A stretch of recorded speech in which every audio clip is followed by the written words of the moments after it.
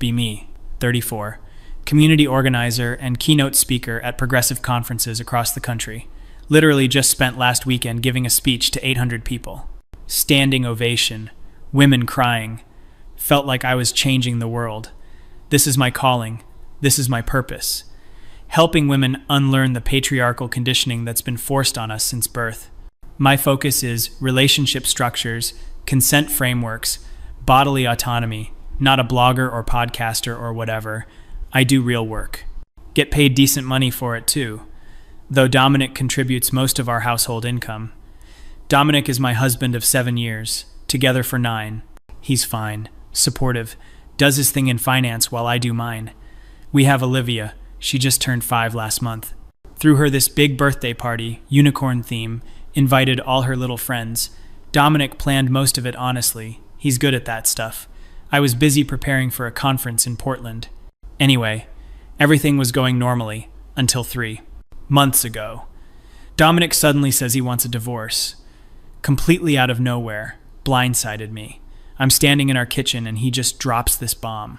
Says he's been unhappy for years, feels like we're not compatible, needs something different, doesn't elaborate much beyond that. I'm thinking, are you fucking serious right now? I'm out here doing important work, and you're having some midlife crisis. But fine, whatever. If he needs to go on some journey of self-discovery, I'm not going to beg. I'm a strong, independent woman. I literally teach other women how to advocate for themselves. Filed the paperwork, got lawyers involved, decided to keep things civil for Olivia's sake. I told him I'd make this easy. We'd do 50-50 custody, split assets fairly. Thought this would be over in a few months. Then his lawyer requests a paternity test. I'm sitting in my lawyer's office when she tells me. Feels like the floor drops out from under me. My lawyer, Patricia, she's this sharp woman in her 50s, looks at me over her glasses. It's standard in some divorces, she says, especially when significant child support is involved. But I know Dominic. He's never been suspicious, never questioned anything about Olivia. This has to be coming from his lawyer, not him. Some scorched earth legal strategy. I text my best friend Simone immediately after leaving Patricia's office. Tell her about the paternity test request. She's appropriately outraged on my behalf. That's so fucking controlling, she writes back. He's trying to assert ownership over you and Olivia. Exactly. This is exactly the kind of patriarchal bullshit I speak about. A man feeling entitled to police a woman's body, even retroactively. But here's the thing. There's this tiny detail I've never told anyone. Not Simone, not my sister, certainly not Dominic. The timeline with Olivia is complicated. Back when I got pregnant, Dominic and I had been together about 4 years. Things were good mostly, but I was feeling restless. I'd reconnected with James, my ex from college, on social media, just friendly at first, catching up, remembering old times. James had been my first serious relationship. We dated for 3 years, broke up after graduation when he moved to Chicago for work. Always wondered what if, you know. That's normal. Everyone has those thoughts. Anyway, James and I started texting more frequently.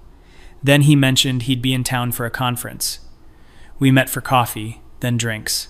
Then we went back to his hotel. It happened once, maybe twice. Okay, it was actually a few times over, about 2 months.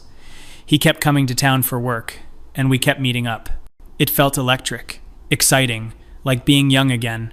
Dominic and I had fallen into this comfortable routine that felt more like roommates. With James, I felt seen, desired, alive. But I knew it wasn't sustainable. I was building a life with Dominic. We were talking about marriage. James was still in Chicago, not looking to relocate. So I ended things with James, told him it had to stop. He understood. We both knew it was just scratching an old itch. Then 2 weeks later, I found out I was pregnant. I did the math in my head, approximately 1,000 times, and it could have been Dominic's. We were still having sex regularly, even if it felt mechanical. It could have also been James's. Genuinely 50-50 odds, maybe. I decided it was Dominic's. I chose to believe that. It felt true in my gut. And even if there was doubt, what good would it do to say something? Dominic was thrilled when I told him. Proposed 2 weeks later with his grandmother's ring. We got married 4 months before Olivia was born. Beautiful ceremony in his parents' backyard. Very traditional. His family is old money, very conventional. They loved me, though. I was the educated, accomplished woman their son was building a life with. When Olivia was born, she had Dominic's eyes. Or at least I told myself she did. She had dark hair like both Dominic and James. Fair skin, like all three of us. There was nothing definitively pointing either direction. Dominic never questioned it, never even seemed to wonder. He was besotted with her from the moment she arrived. Up at night with bottles, changing diapers, singing to her. Honestly better at the infant stage than I was.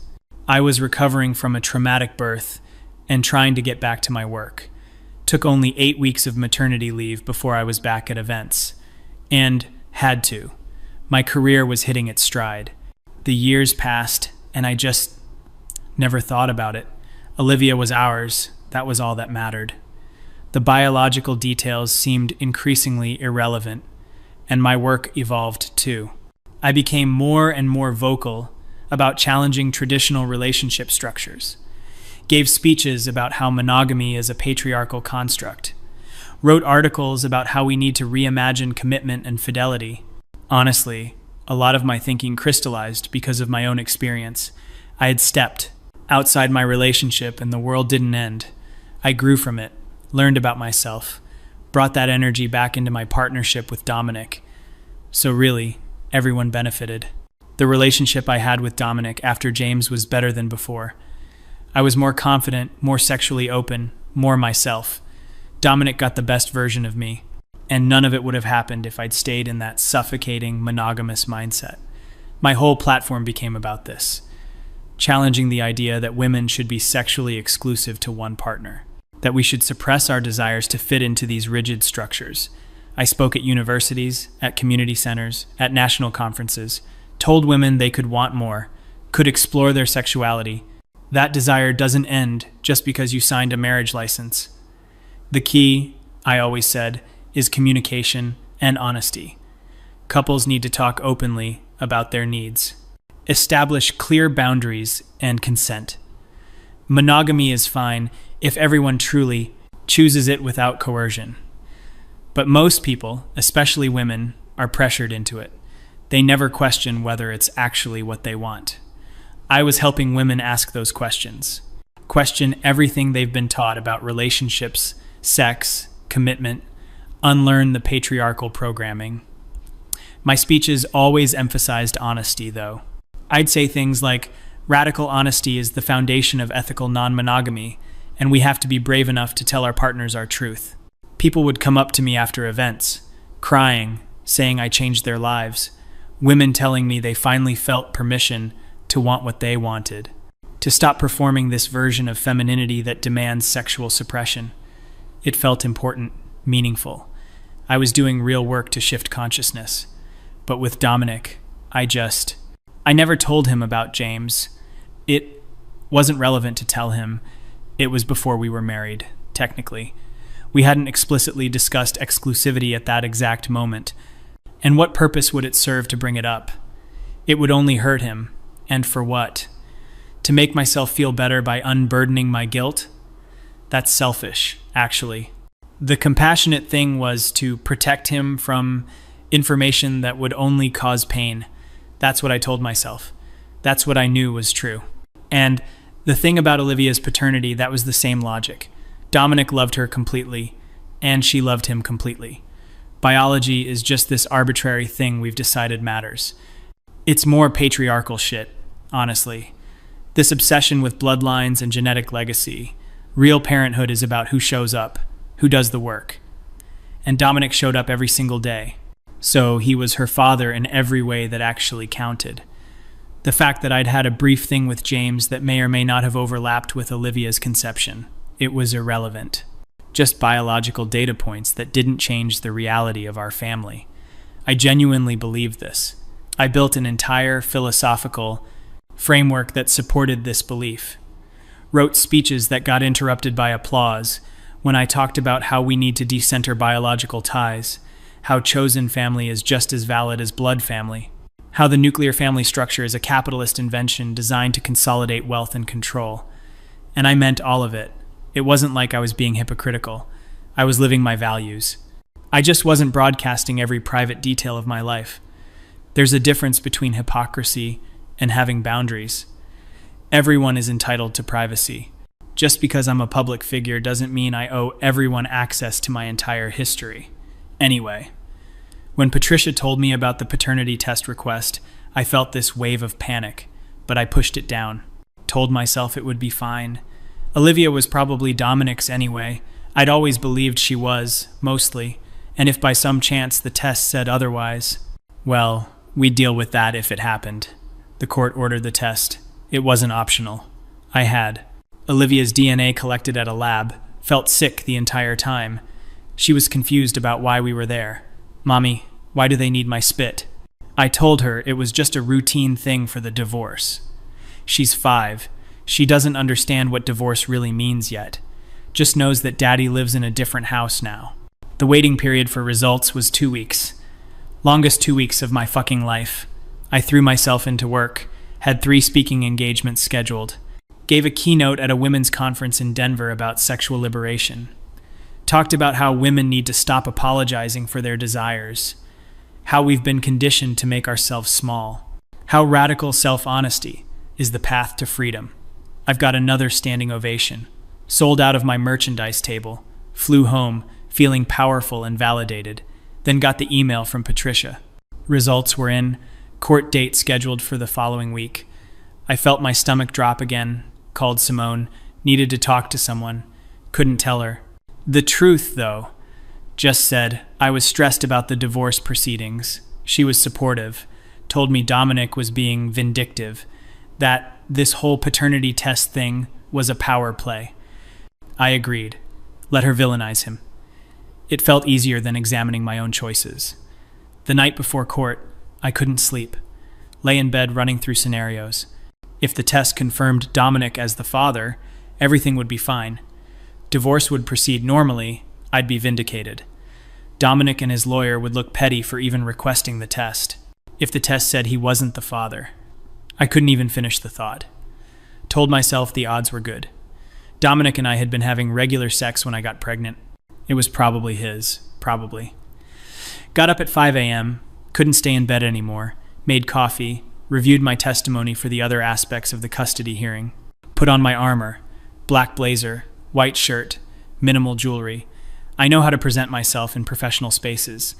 I've testified before city councils, spoken to hostile audiences. I can handle a courtroom. Patricia met me outside the courthouse. She had this look on her face, sort of pinched. "Have you reviewed the results?" she asked. I shook my head. I wanted to hear them with everyone else, I said. Which was a lie. I was just too fucking terrified to look. She gave me this long look. "We should talk before we go in," she said. My heart was pounding. "I'd rather just get this over with," I told her. She didn't push it. We walked into the courtroom together. It's smaller than you'd think, not like on TV. Dominic was already there with his lawyer, Stephen, this guy in an expensive suit. Dominic looked tired, older than I remembered. We'd been avoiding each other during the separation. All communication through lawyers. Seeing him now, I felt this complicated rush of emotions. Anger, resentment, nostalgia, fear. He didn't look at me, kept his eyes on the table in front of him. The judge came in. We all stood. Formalities, case number, who's present. Then we got to it. Stephen, Dominic's lawyer, addressed the court, requested that the paternity test results be entered into evidence. The judge agreed, asked for the documents. Patricia got a copy, I got a copy, Dominic got a copy. I held the envelope in my hands. My fingers were shaking, couldn't open it for a moment. Looked up and saw Dominic had already opened his. Watched his face as he read. Saw the color drain from his skin. Saw his jaw clench. Saw his eyes close for a long moment. Then he looked at me for the first time. And the expression on his face. I've never seen someone look at me like that. Like I was a stranger. Like I was something horrible. I forced myself to look down at the paper. Tore open the envelope. Pulled out the document. There was a lot of text, technical language, but the relevant part was highlighted. Probability of paternity, 0%.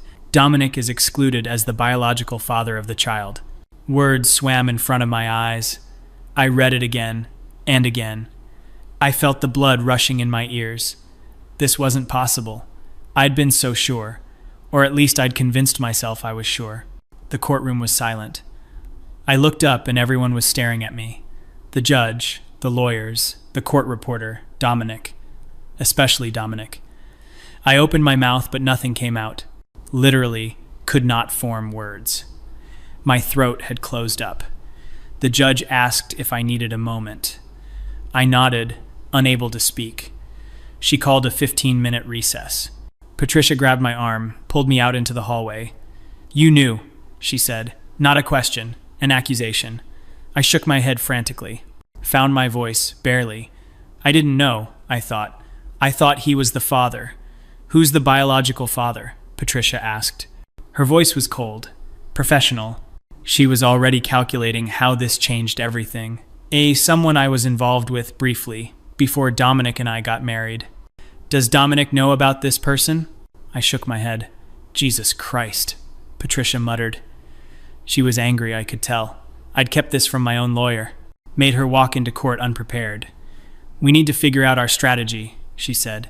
"Does the biological father know about the child?" "No," I whispered. "It was over before I even knew I was pregnant." "Where's he now?" "Chicago, I think. I haven't spoken to him in years." Patricia was typing notes into her phone. "This changes the entire custody arrangement," she said. "Dominic has no legal obligation to this child now. He's been her father for 5 years." I said, my voice rising. "He's raised her. He loves her. You can't just—" "He can just," Patricia interrupted. "He's not biologically related and you weren't married when she was conceived. He has no legal responsibility unless he chooses to maintain it." I felt like I was going to throw up. And this couldn't be happening. Dominic wouldn't abandon Olivia. He couldn't. But he loved her. She was his daughter. Biology didn't matter.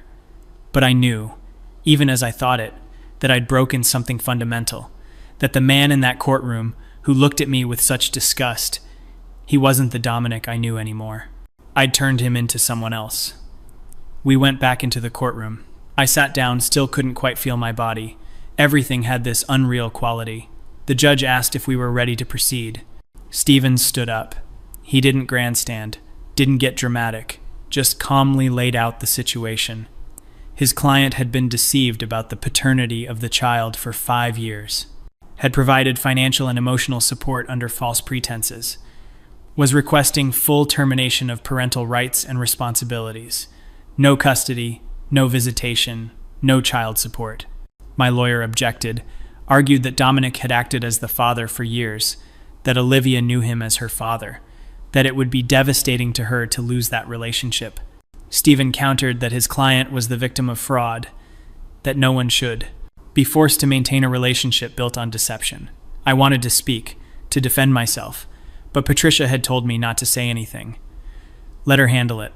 So I sat there, silent, as they debated my daughter's future. The judge asked me directly, did I know Dominic was not the biological father? I had to answer this under oath. I said I wasn't certain, that I'd hoped he was, that I'd believed he probably was. The judge asked if I'd been involved with anyone else during the relevant time frame. I said yes, briefly, before Dominic and I were married. She asked if I'd told Dominic about this. I said no. She asked why not. I said, God, what did I say?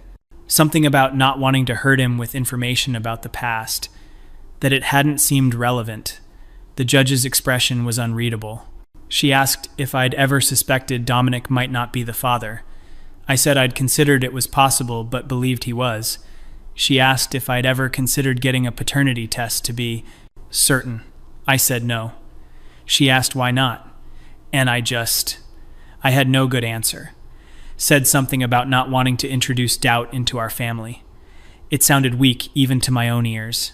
The judge thanked me and asked to speak to both lawyers in chambers. We waited in the courtroom, Dominic and I at separate tables, not looking at each other. The silence was suffocating. I kept trying to catch his eye, wanting to. What? apologize, explain, but he wouldn't look at me, just stared straight ahead, jaw tight. After 20 minutes, the lawyers came back. The judge returned. She delivered her ruling. Dominic would have the option to maintain parental rights if he chose, but was not legally obligated to do so. She gave him 1 week to decide. If he chose to terminate his rights, I would have full custody and would need to identify the biological father for child support purposes. She also noted that Dominic would have grounds for a civil suit for fraud, emotional distress, and reimbursement of child support. Recommended I consult with my lawyer about potential liability. Then it was over. Court adjourned. Everyone stood, started packing up. I tried to approach Dominic. He turned away, started talking to Stephen. Stephen actually stepped between us. "My client has nothing to say to you," he told me. His voice was polite but firm. "Dominic, please," I said, trying to see around Stephen. "We need to talk about Olivia. She needs you." Dominic finally looked at me. "You don't get to tell me what Olivia needs," he said. His voice was quiet, but there was so much anger underneath. "You've been lying to me for 5 years about who she is. She's your daughter," I said desperately. "She loves you. You love her. Biology doesn't matter?" He cut me off. "That's really what you're going with? You of all people?" And I realized what he meant. He'd been to some of my talks, early on, heard me speak about reimagining relationships, challenging patriarchal structures. I'd talked about honesty and communication and radical transparency, and I'd been lying to him the entire time. "You've built a career telling other people how to live authentically," he said, "how to challenge societal norms and be honest about their needs. And this whole time you've been lying to my face every single day." "I didn't lie," I said weakly. "I just didn't." "You let me believe she was mine," he said. "You let me fall in love with her, build my entire life around being her father. And you knew there was a chance she wasn't. You knew, and you never said anything." "That's lying." He was right, and I knew it. But I couldn't admit it. Couldn't let myself sit with what I'd actually done. "Dominic, I thought she was yours. I really did." "Did you?" he asked. "Or did you just decide it was easier to believe that than to deal with the truth?" I had no answer. He shook his head. "I don't know who you are," he said. "I thought I married someone honest, someone principled. But you're just a hypocrite. You tell everyone else to live authentically while you've been living a lie." Then he walked out. Stephen followed him. I stood there shaking. Patricia touched my arm. "We should go," she said gently. We went to her office.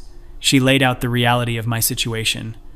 Dominic would almost certainly terminate his parental rights. I'd need to contact James, the biological father, pursue child support from him. Dominic would likely sue me for the costs of raising Olivia. Depending on how vindictive he wanted to be, I could be looking at significant damages. And there was another problem. My career. This would come out. The woman who speaks about honesty in relationships, who advocates for ethical non-monogamy and radical transparency, got pregnant with another man's child and hid it from her husband for 5 years. The irony was not going to be lost on anyone. Patricia was right. Within a week, someone had leaked the story to a feminist blog. Not the full details, but enough. Prominent relationship activist revealed to have misattributed child's paternity. The comments section was brutal.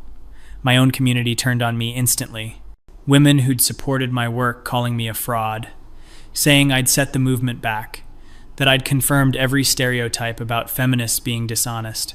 I tried to do damage control, released a statement about how this was a private family matter, about how no one is perfect, and we all make mistakes. That my message about challenging patriarchal structures was still valid. Even if my personal life was complicated, it didn't matter. 3 conferences canceled my speaking engagements. A university rescinded an offer for a visiting lecture position. The feminist organization I'd been working with asked me to step back, until things settle down, they said, which we both knew meant indefinitely. Simone was one of the few who stood by me, but even she said I'd fucked up. "You should have told him," she said over wine at my place. "I know the biological father thing is complicated, but the least you could have done was tell Dominic about the affair." "It wasn't an affair," I said automatically. "We weren't married yet." Simone gave me a look.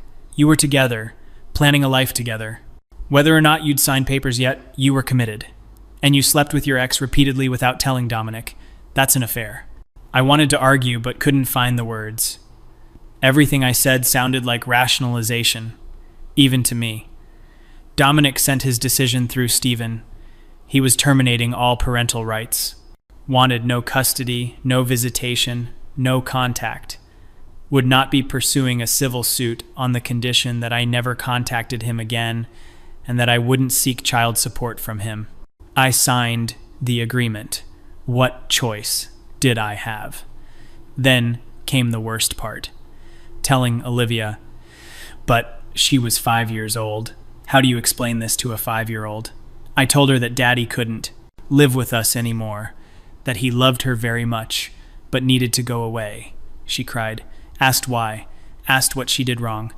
I told her she didn't do anything wrong, that sometimes grown-ups make things complicated.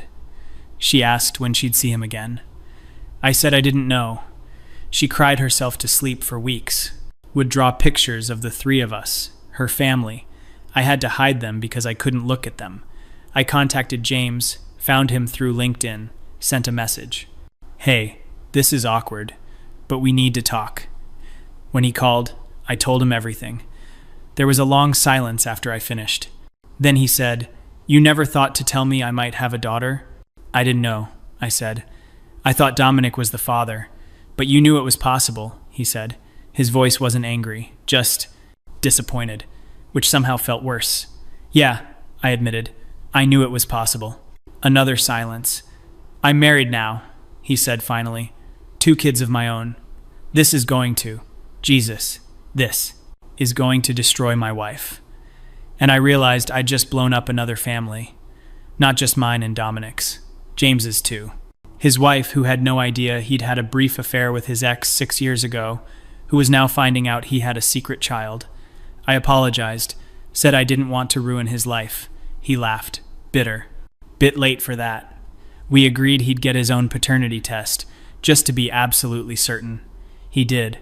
Results came back a match. He was Olivia's biological father.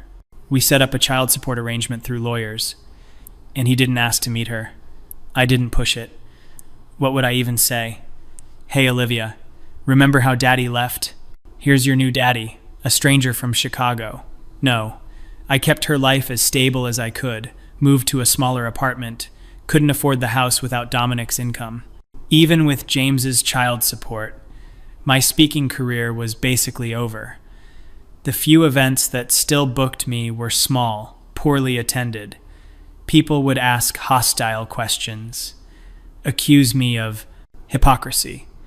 I'd try to defend myself, explain the difference between the personal and political. It never went well. Started looking for regular employment. Ended up getting a job at a nonprofit. Advocacy coordinator, still mission-driven work, but behind the scenes, not public-facing. My boss knew about the scandal, hired me anyway. She said everyone deserves a second chance. I was grateful, but also humiliated. This wasn't where I was supposed to be at 34. I was supposed to be ascending, not rebuilding from rubble. Olivia started kindergarten, had trouble making friends. Teacher said she seemed sad, withdrawn. Asked if there were issues at home. I said we were adjusting to a divorce. Didn't mention that her father had completely abandoned her, or that I was the reason why. At night, I'd lie in bed and try to make sense of it all. Try to figure out where things went wrong. But I kept circling back to the same thought. I didn't actually do anything wrong. Not really. I slept with someone I cared about before I was married. That's not a crime. I chose not to disclose it because it wasn't relevant. That's my right. Everyone is entitled to privacy. I believe Dominic was probably Olivia's father. I wasn't certain, but I believed it. And when I found out definitively that he wasn't, it was only because he demanded a paternity test. I would never have known otherwise. So really, this whole thing was his fault. If he'd just trusted me, if he hadn't demanded that test, we'd still be a family. Olivia would still have her father. My career would be intact. None of this would have happened.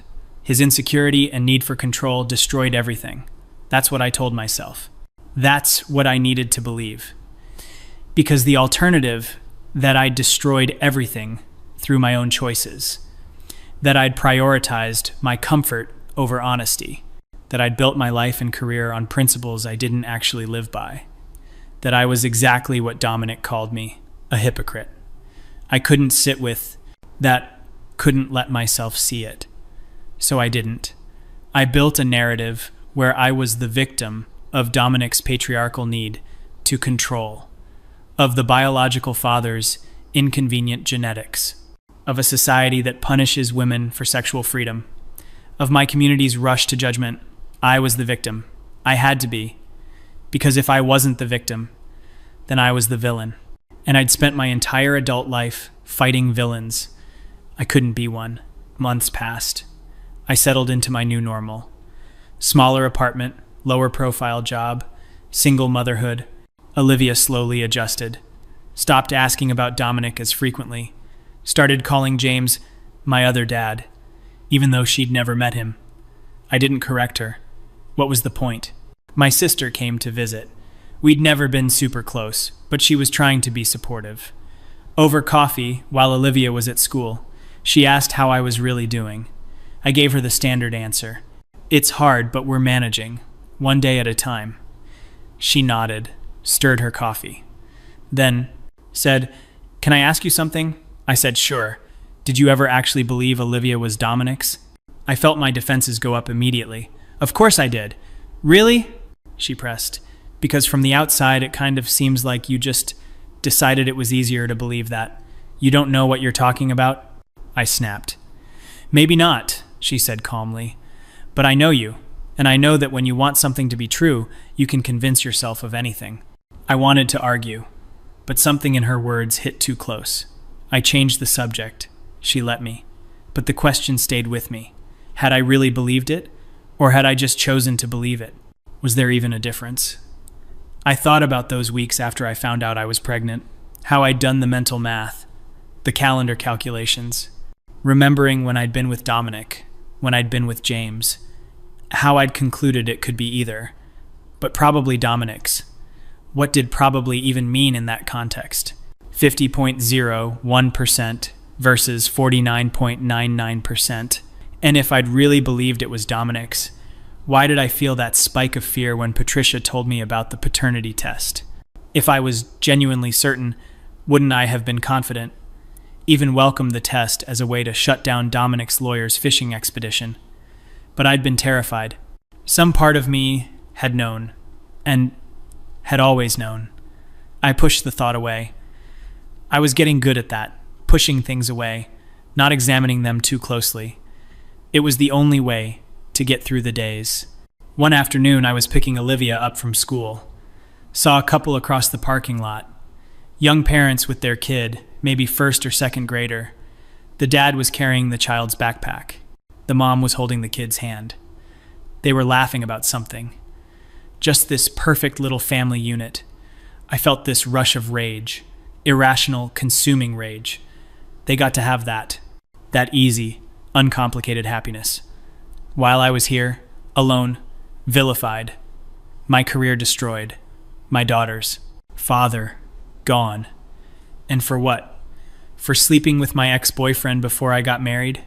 For not broadcasting every detail of my private life? It wasn't fair.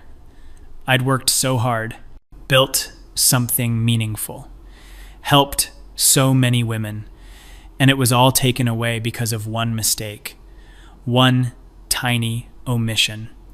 The universe was punishing me disproportionately. I got home and opened my laptop, looked at my old speaking page, all the glowing testimonials from women I'd helped. You changed my life. You gave me permission to want more. You taught me that I don't have to settle. That work was real. Those women's transformations were real. It didn't matter that my personal life was messy. The message was still valid. I started drafting a post about how we need to separate the message from the messenger, about how cancel culture is toxic, about how mistakes don't negate someone's entire body of work. Wrote 3 paragraphs before I deleted it. Couldn't quite make myself post it. Some part of me knew how it would be received, and I knew I'd just be digging the hole deeper. So I closed the laptop, went to pick up Olivia's toys, made dinner, helped her with homework, read her a bedtime story.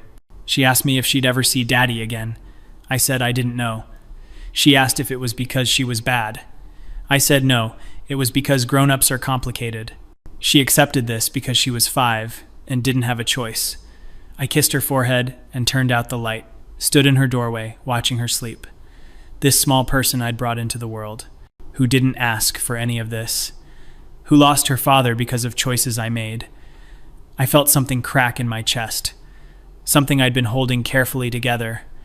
Started crying, couldn't stop, slid down the doorframe, and sat in the hallway sobbing.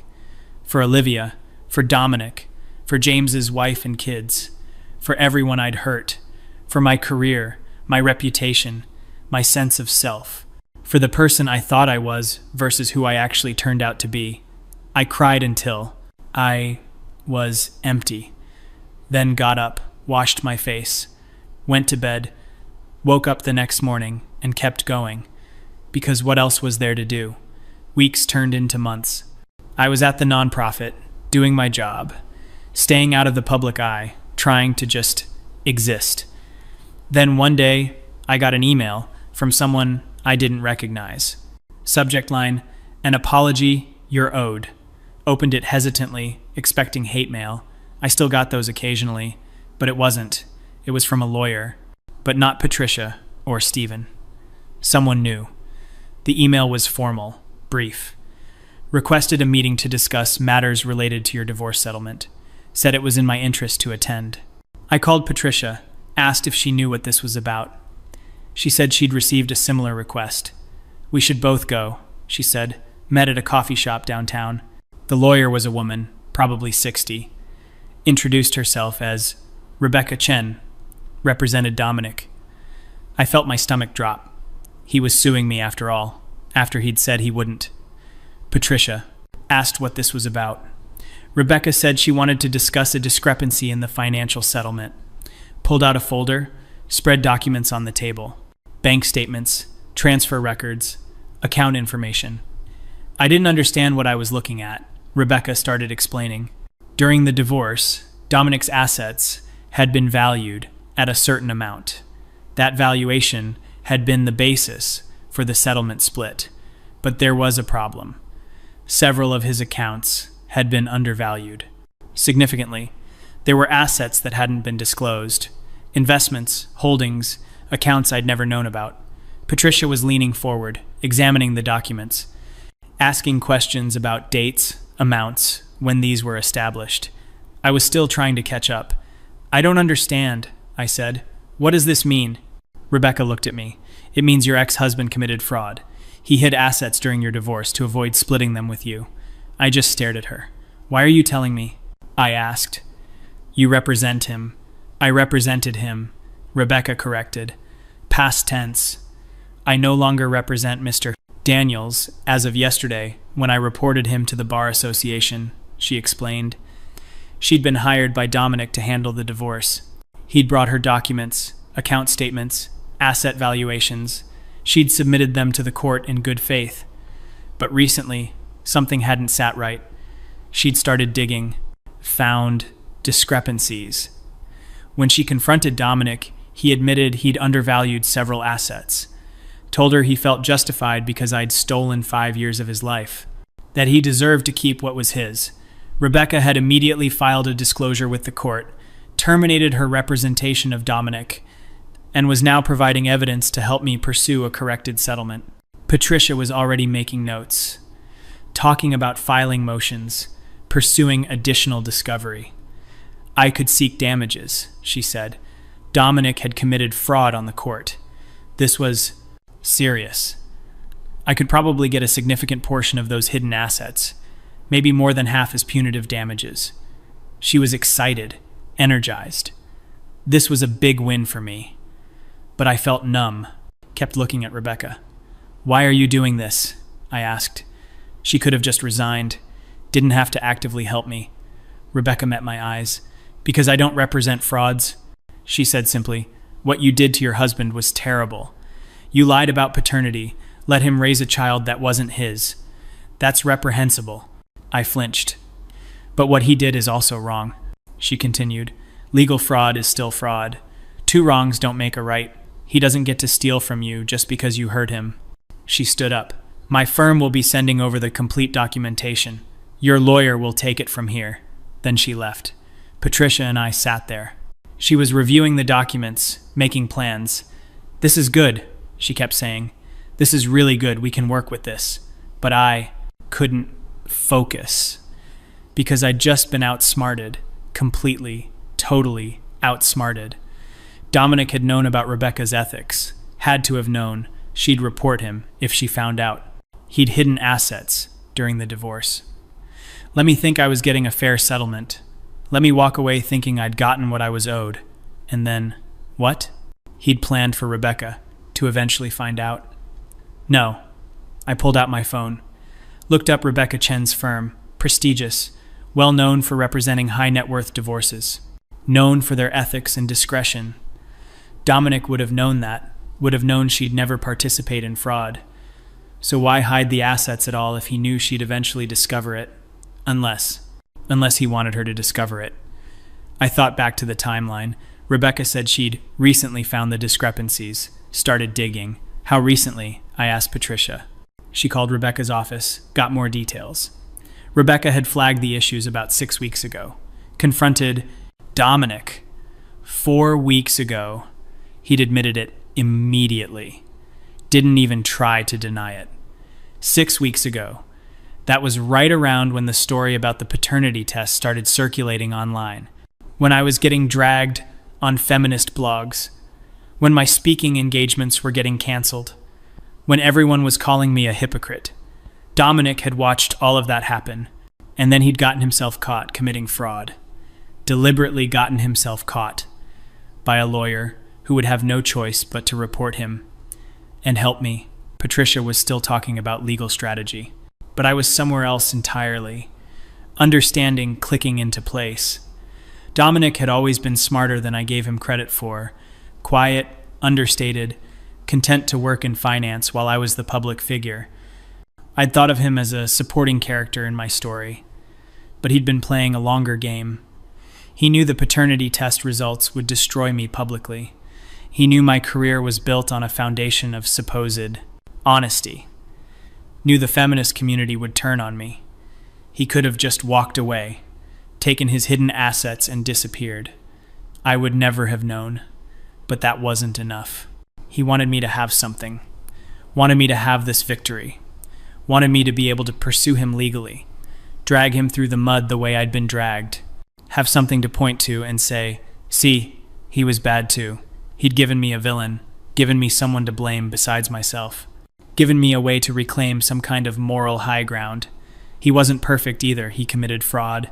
It was a gift, a poisoned gift, but a gift nonetheless. And the genius of it, the absolute fucking genius, that was that I would take it. I would pursue those assets. Who would tell everyone about what Dominic did, would use it to rehabilitate my image. Yes, I made mistakes, but look what he did. We were both flawed. Nobody's perfect in a divorce. I could already see the narrative forming. I could see myself using this to claw back some credibility. And Dominic knew I would. Knew me well enough to know I'd grab onto this lifeline, use it to avoid fully reckoning with what I'd done. He'd given me exactly enough rope to hang myself with, while simultaneously making himself look worse, taking himself down to lift me just high enough that I'd never hit bottom, never have to fully face what I'd done, never have to sit with the complete truth of my own hypocrisy, because I'd always be able to say, but Dominic, it was brilliant, cruel, and brilliant. I sat there in the coffee shop, Patricia still talking about depositions and asset disclosure, and I understood. I'd been outsmarted, outmaneuvered, outthought by the man I'd dismissed as simple, trusting, conventional. The man whose worst trait I'd thought was being too traditional, too committed to patriarchal structures like monogamy and honesty.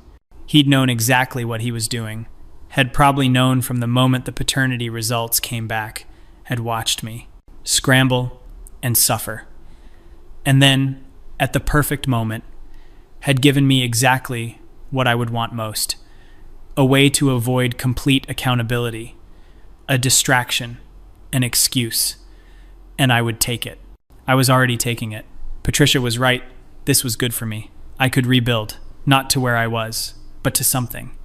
I could tell people I was flawed, but so was he. Could create enough moral ambiguity that some people would forgive me. Come back to my events, listen to my talks. I wouldn't be the headliner anymore, but I could be on panels. Could contribute to anthologies. Could slowly rehabilitate my reputation.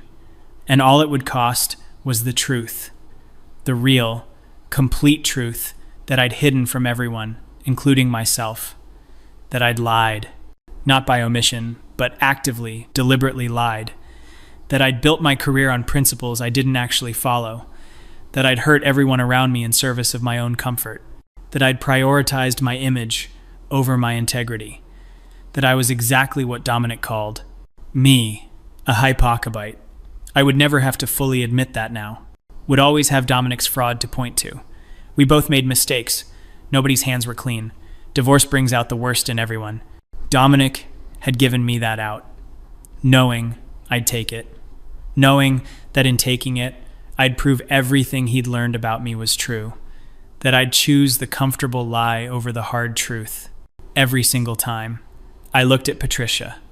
She was waiting for my response, asking if I wanted to move forward with the corrected settlement, to pursue the hidden assets. I opened my mouth. Knew what I was going to say. Knew what I'd always been going to say. Yes, I told her. Let's do it. And somewhere, probably in his apartment across town, Dominic was smiling, because he'd known. He'd always known. Known me better than I knew myself. And he'd been right.